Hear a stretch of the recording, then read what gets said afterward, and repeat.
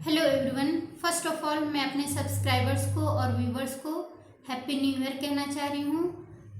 और मेरी यही दुआ है कि जो मेरे सब्सक्राइबर्स हैं, व्यूवर्स हैं, जिनको गर्भधारण नहीं हुआ है वो इस साल ज़रूर माँ बन सकें, उनकी गोद इस साल भर जाए।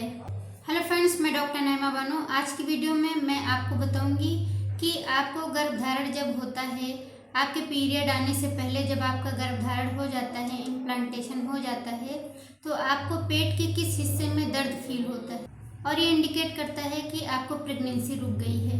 देखिए, हर फीमेल की बॉडी में 2 फैलोपियन ट्यूब होती हैं, 2 ओवरी होती हैं।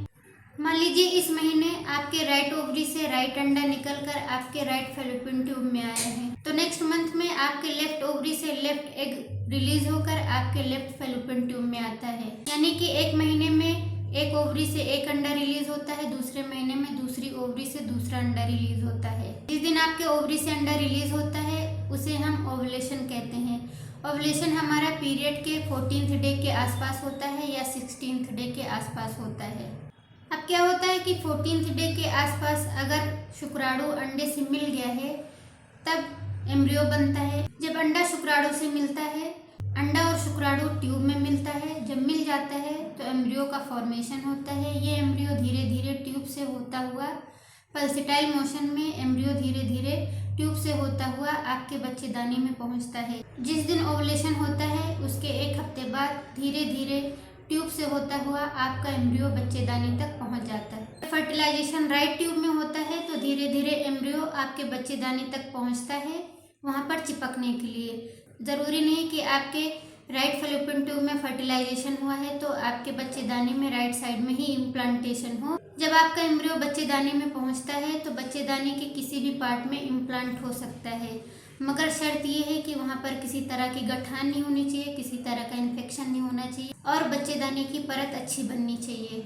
अगर आपका एम्ब्रियो आपके बच्चेदानी के राइट साइड में इम्प्लांट हुआ है तो आपको बच्चेदानी के राइट साइड में पेन हो सकता है, यानी कि पेट के निचले हिस्से में राइट साइड में आपको हल्का सा पेन फील होता है। दूसरी बात यह है कि अगर आपका एम्ब्रियो लेफ्ट साइड से आया है तब भी आपके बच्चेदानी में कहीं भी इम्प्लांट हो सकता है।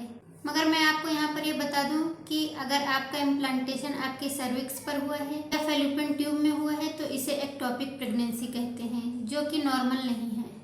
अगर एक्टोपिक प्रेगनेंसी होती है तो ये बहुत खतरनाक साबित हो सकता है, स्पेशली जब आपकी ट्यूब में होती है एक्टोपिक प्रेगनेंसी, तो फिर ट्यूब रप्चर होने के चांस बहुत ज़्यादा होते हैं। जब आपकी एक्टोपिक प्रेगनेंसी होती है तो आपके पीरियड मिस होने के बाद जब आप 10वें दिन या 15वें दिन या आप 20 दिन के बाद भी प्रेगनेंसी टेस्ट करती हैं तो हल्की गुलाबी लाइन आती है, डार्क लाइन नहीं आती है। ये इंडिकेट करता है कि आपको एक्टोपिक प्रेगनेंसी हुई है। जब आपका इम्प्लांटेशन आपके बच्चेदानी के लेफ्ट साइड में होता है तब आपको पेट के निचले हिस्से में लेफ्ट साइड में पेन फील होता है। ये पेन आपको पीरियड के 21वें दिन या 22वें दिन के आसपास फील हो सकता है। प्रेगनेंसी प्लान कर रही हैं तो 3 महीने पहले आप फॉलिक एसिड की टैबलेट लेना शुरू कर दीजिए और कोई यूट्राइन टॉनिक ले सकती हैं, जैसे निस्वानी या एम्टूटोन। बहुत सारी मार्केट में यूट्राइन टॉनिक आती हैं। ये जो सिरप होता है आपके बच्चेदानी में अगर किसी तरह का इन्फेक्शन है या आपको पीसीओडी है या हार्मोनल इम्बैलेंस की शिकायत है तो उसको दूर करने में मदद करता है।